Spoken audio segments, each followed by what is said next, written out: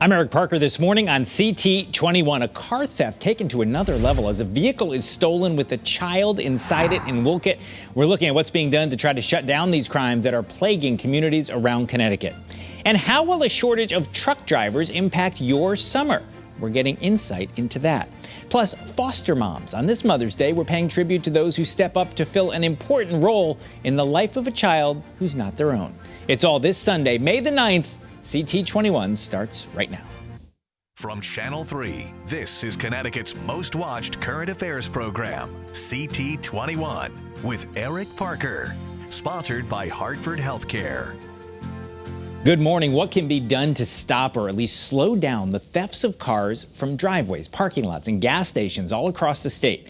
A bill that just passed by a narrow vote in the Judiciary Committee at the General Assembly would make it a felony for an adult to get a child to steal a car. And it also calls for the use of GPS tracking devices for juveniles who are arrested more than once for stealing cars. Here to talk about those provisions and others in the bill is State Representative Craig Fishbein. He's a member of the Judiciary Committee. Representative Fishbein, we appreciate you being here with us this morning.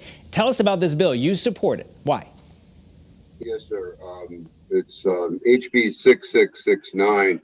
The bill that we have before us is really a stripped-down version of the bill that was originally submitted, but representations were made that that bill would ultimately make it out of committee, so we did strip it down to what we have presently. In addition to the things that you pointed out, there's a provision in our existing law which allows for a police officer to petition a court to detain a youth if they are arrested for stealing a car. And part of this bill has to do with examining, is that tool being used by law enforcement? Are judges overruling that? That's another very important component of that. My understanding is that the judicial branch presently does not store those statistics. I think that's an important thing to know. Troubling under this, when we had the public hearing on this matter, a mother from the inner city came to us and she said that stealing a car today is a rite of passage for a child. Now, when I was growing up, a rite of passage was skinny dipping in your neighbor's pool, not stealing a car. So, very troubling what's going on. And I think that this bill is at least is a step forward, should it get called in the House, which is doubtful really at this point. Now, certainly, like you say, troubling all around that this is happening. But we talked about this bill several months ago when it was first proposed. And this is very different from what we talked about then. We were talking about juveniles being charged as adults. We were talking about a lot of serious consequences. Now we're talking about adults can't ask young people to steal a car or they'll be in big trouble. And this GPS devices, is this just the best you could possibly get out of committee? Why are we talking about this now? Yes, I believe that is the best that we can get out of committee. And quite frankly, even this watered down bill, it was 21-17.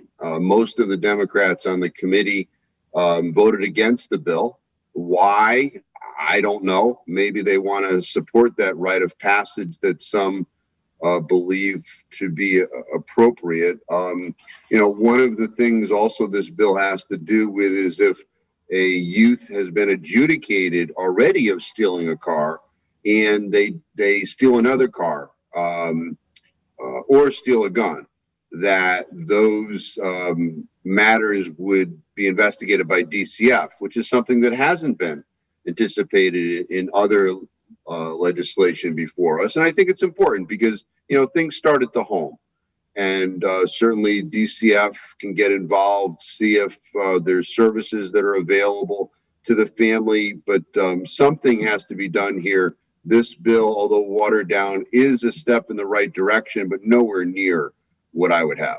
All right, so you said you weren't sure why Democrats would vote against it. Well, we have the answer for you. We had asked Representative Robyn Porter to be on the show today. She had committed to being here, but had a last-minute conflict. We do have some of her testimony, and she voted against this bill, and she talks about why. So let's listen to that, and then I'll have you react on the other side. We have been dealing with this issue in our communities for as long as I've been alive and prior to that. So half a century plus that I can speak of.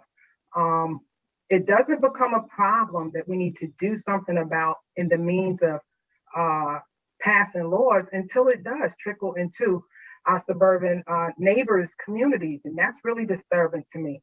I want to say that the other thing that bothers me is that, there are Black kids, brown kids, white kids, all kids. This is childhood behavior. So it's not a matter of it just being poor kids that are committing these crimes, because some of these kids are rich, some of them are white. But we know that this country, this state does not, they don't prosecute people the same, right? There are racial disparities in sentencing, in the way we charge people. And if you are poor, you can't afford a lawyer. So now you have to depend on a public defender. And nothing against public defenders, but we know they're all overworked. It's not the same as having a paid attorney. We also know that, the discretion given by judges are doled out differently.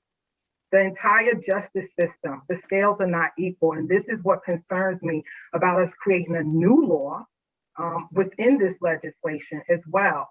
I would like to deal with the root problem, because this is rooted and grounded in the pandemic with the uptick. And even with the uptick, Connecticut is still at the lower end of the percentage nationwide when it comes to these car thefts and break-ins. So I will be voting in opposition to this bill. I encourage my colleagues to vote against it. And let's get back to the table and figure out how we help these kids for real, because I don't see this as being an answer to the problem. I actually see it being something that will exacerbate the problem. These kids touch the system once as juveniles. They have a very high percentage rate of ending up in the adult system and in adult prison. And I think the one thing that we said throughout the conversation on juveniles during this committee meeting is that we want to make sure that we are helping these kids and that we are providing them a trajectory out of trouble and into a good life, something that will be positive, not just for them and their families, but for the community and this state as a whole. And I just, it's a little bit of a bellyache that we've landed here and that we're actually going to do this. And I don't see it as the right thing to do in order to respond to people that I think we need to be educating more about what the root cause is and how we really and effectively deal with what's going on. All right, so that's what she had to say, Representative Fishbein. So she made a couple of points. She said it's really a big issue now because it's spilled over into the suburbs. She's had it in her community her whole life, representing Hamden and New Haven. She also says it's better to help these young people rather than punish them. What's your reaction? Those are the big arguments. Yeah, those are the public policy. And I believe actually that this bill would help those youth. So we look at Section 1, if an adult is enticing a youth to steal a car, then you punish the adult. It's not punishing the youth. So I disagree with Representative Porter's analysis of the bill. Also, if a child has stolen one car, that's a really bad thing. And if they steal another car or they steal a gun, what's wrong with DCF doing an investigation? What's wrong with that child being monitored by GPS because they are a repeat offender? And what's wrong with the court actually looking at the numbers of the amount of times that judges are perhaps letting these children go back out in the street to steal more cars? There's nothing wrong in this bill. All right. Well, we appreciate you being with us on this Sunday morning. As you said yourself, you think it might be unlikely to come to a vote, but we promised last time and we'll promise again to continue to follow this issue. Certainly it is in the headlines. There's no doubt about that. This issue of car theft is in the headlines, and whatever happens up at the General Assembly, we will be following it. Representative Craig Fishbein represents Cheshire and Wallingford. We appreciate a few minutes with you, and thank you for being with us this morning.